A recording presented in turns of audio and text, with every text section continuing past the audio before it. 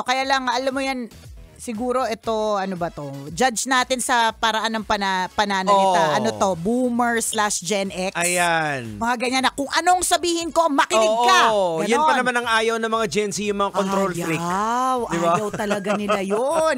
Ayaw talaga nila na kinokontrol sila, na hindi sila yung magde-decide, diba? Yung mga ganon. Saka may style sila na hindi talaga natin maintindihan eh. Totoo. Totoo, diba? Tsaka may mga ano sila, may mga, for example, ito lang yung na-notice ko sa mga iba. Ako kasi, parang, pag nag-post ako, parang basic sa feed. Kunyari, Instagram. Feed post siya. So, ibig sabihin, nandoon siya. Ganon. Lalo na kung tingin ko, maganda yung content, ganyan. Yung anak ko, kahit na anong content yan, kahit maganda naman yung content, kahit maganda yung content, sa stories niya lang nilalagay na 24 hours o my day, 24 hours, burado na. Wala na. Eh kapag ka nasa feed, forever lang siyang nandun. Ang ganda. Kaya pag may nakita kang halimbawa post dun sa page ng anak ko, ako yun. Ako nag-post. Kasi may access ako. Sabihin ko naman sa kanya, babe, post ko to ganyan. Pero ako yun. Pero sila, ang ano nila, ang natural thing to do for them is my day lang, stories lang, ganyan. Diba? Kasi magkaiba eh. Ako napansin ko rin din yan sa anak ko, hindi sila masyado nagpo-post. More on stories. Kasi diba nga? Parang para sa kanila, parang jologs, yung term grabe natin naman kayo sabi. jologs pag nagpo-post ka. Gawain na to ng mga matatanda. Para sa kanila, more on stories. Malabo na nga yung mata ko. Sa feed post pa. Hindi ba pwedeng influencer kasi kami? Huwag na tayo dun sa generation, di ba? Parang, so in other words, kaya natin pinag-uusapan, kasi nga, magkakaiba na nga yung mga generations. Hindi, ako nakikita ko they're trying to separate themselves sa atin eh. Kung ang ginagawa ng mga medyo may edad na nandito, lumalayo sila. Wag yan kasi ang pangit ng ginagawa nila. Kung ang ugali ng mga nanay nila, yung nagpo-post, ay wag tayo dyan, nandyan sila, dito tayo, stories tayo. Para ma-separate sila. Maybe. Tsaka iba na din kasi talaga yung mga preference, ganon. So dun sa nag-PM sa atin, gets naman natin na oo, ikaw yung tagabayad, pero syempre yung anak mo ay may sarili na ring identity. Tama. Kaya kung ako po ay magbibigay ng advice dun sa mga parents na may mga anak na maliliit pa, naku, ipasuot nyo na lahat ng mga gusto nyong ipasuot dyan habang hindi pa sila nagre-reklamo. Correct. Diba? Lahat ng mga makakating tutu, lahat ng mga malalaking pang Cinderella, o kaya lahat ng mga porma-pormang kakaiba, lahat na, okay, tas ayan, pasalihin mo sa lahat. Halloween, Easter, na ikaw yung nag-decide kung anong isusuot. Correct, Kasi dadating yung panahon, katulad nito problema ng isang magulang na to, diba? Na they will have their own style, na kahit ipilit mo, hindi nila magkakaroon ng friction o pag-aaway. May time yan na patingin mo, di ba ito yung gusto mo? Bakit ayaw mo? Kasi may something, naalala ko lang yung bihira ka kasi nagsishare sa amin. Oo nga. Yung na-share mo yung tungkol sa buhok ni Princess. Ay, oo. Nasabi mo, ito naman yun, pero meron siyang ibang... Meron pala siyang...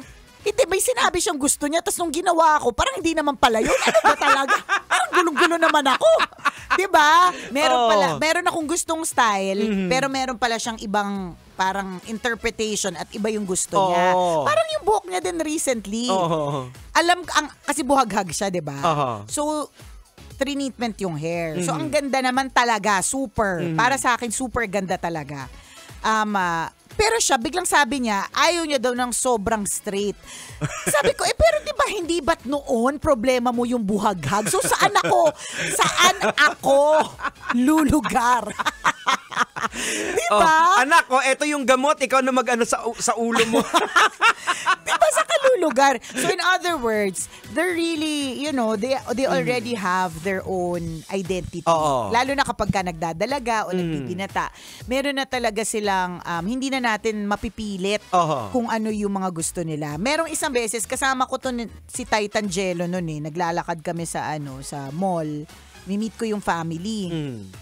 Tapos may lumalapit sa akin na nagjo-joke. Lagi kasi nagjo-joke yung anak ko, si Princess, na oh my God, it's Nicole Ayala. Can I have a picture? Kasi nangyayari, lagi nila nakikita yon kapag may mga tambalanisa tayong nami-meet sa mall, ganyan. So lumapit siya, tapos sinabi niya, basta mga few seconds bago ko na-realize na, hala, si Princess pala to. Kasi sabi niya, oh my God, it's Nicole Ayala. Can I have a picture? Bago ko na-realize na, hala, si Princess to. Alam mo kung bakit? Bakit? Okay, yung suot niya, sabi ko, babe, ano ka ba? Shibuli ka na ba o hip-hop?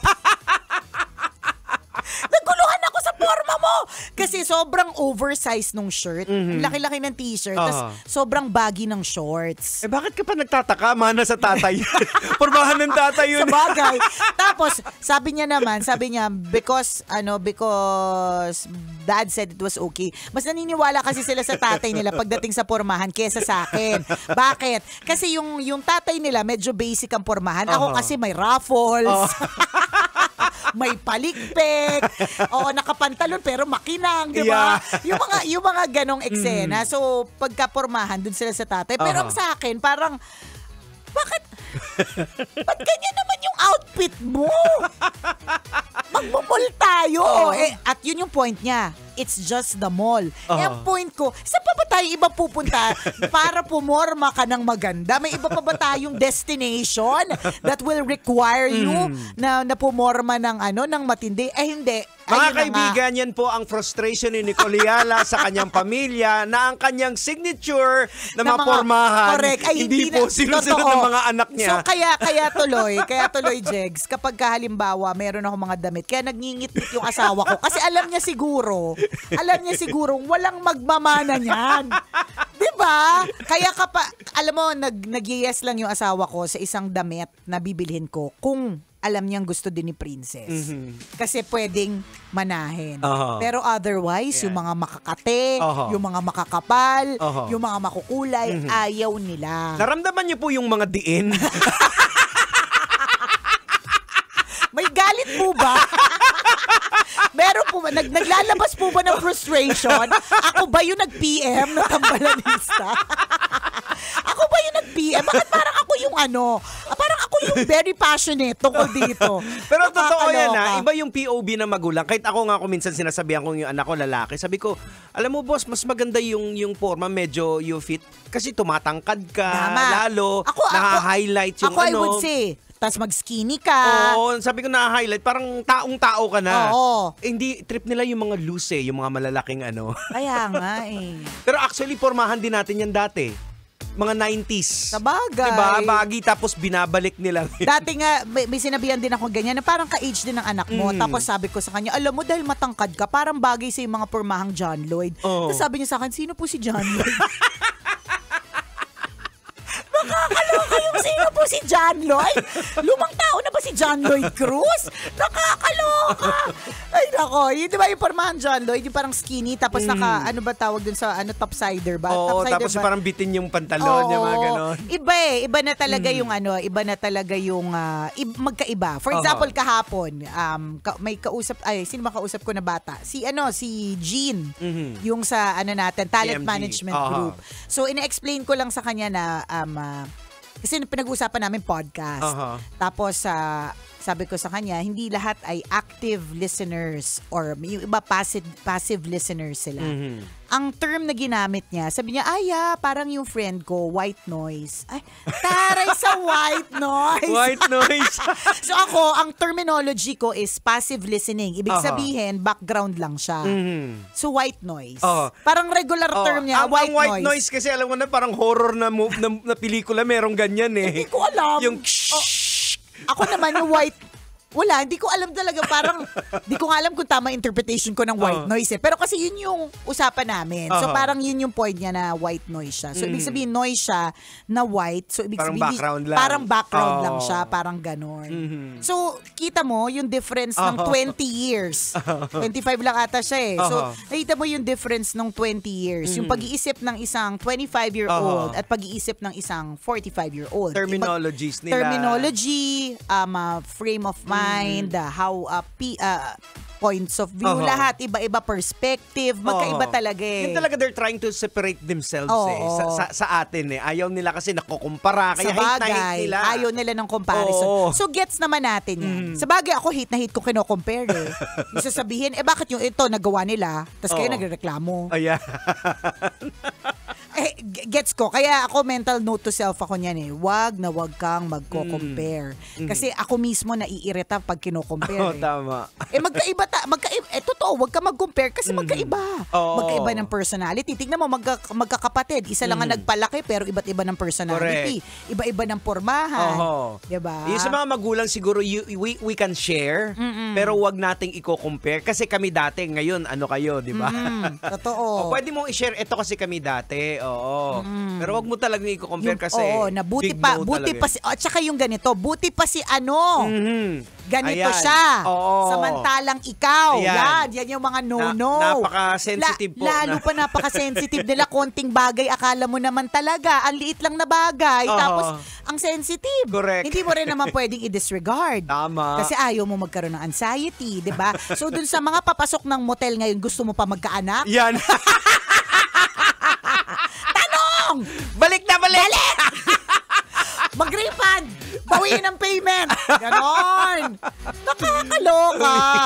Hindi, pero sa True Lalo ito lang halong eklabo, importantatious talaga na na bigyan mo siya ng time and moment and space to achieve your own identity. Ang pwede mo sigurong gawin is to suggest.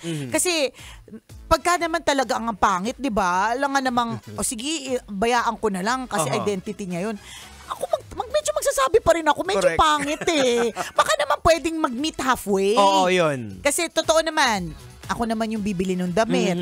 'Di ba? So, baka naman merong halfway tayo na pwede tayong mag-meet halfway na na-achieve mo to, pero at the same time, na-achieve ko rin to. Yung ganun ba? Pwede naman pag-usapan, feeling ko. Aminin na rin din natin na yung fashion statement kasi ng mga kabataan ngayon, the more the weird, parang doon sila eh. Or the more casual it is. The more casual it is, ganun. Parang ganun. Minsan nga, naguguluhan ako sa yung mga mas bata. Kasi ako parang, halimbawa, magpo-post ako ng picture. Talagang effort ko yan. Dapat maliwanag, ganyan. Yung mga iba, gusto nila malabo.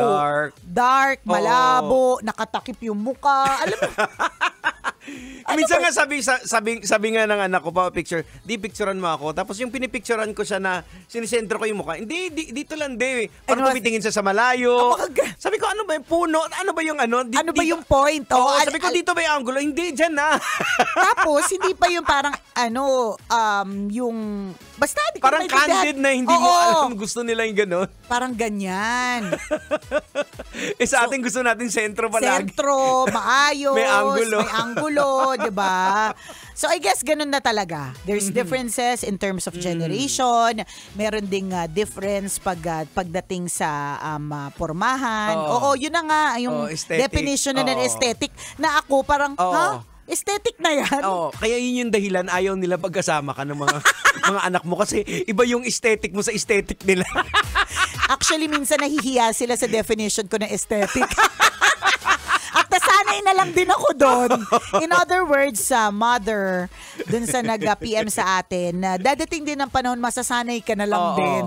Diba? Basta ang importante sa akin, meron mang differences pagdating sa point of view, sa pormahan, ang hindi dapat nating kalilimutan ay yung kabutihang asa. Yeah, dapat mag-crossover pa rin din yan. Importante yan. Natanda mo yung speech ng anak ko para kay Prince. Sabi niya, even though you're not so smart. Parang gano'n.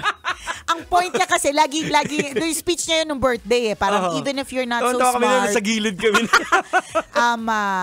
Basta you're kind. Parang gano'n. That's enough. Kasi yun yung lagi kong sinasabi. Kahit hindi na ikaw yung smartest, bonus na lang lahat yan. Kahit hindi na ikaw yung pinaka-talented, basta ang importante, mabait ka. Hindi ko mabalitaan na nang bully ka, nang happy ka, o may ginawa ka masama. Pero iba din yung nila, yung definition ng smart. Iba din nga yung interpretation niya. Iba rin yung dineliver. Ang pangit tuloy. Oras natin, 12:39. Ako pong kumikinang na ulo, Diego Bandido. At ako kumikinang ina mo, Nicole Yala. Kailangan pa bang i-memorize yan? Basic!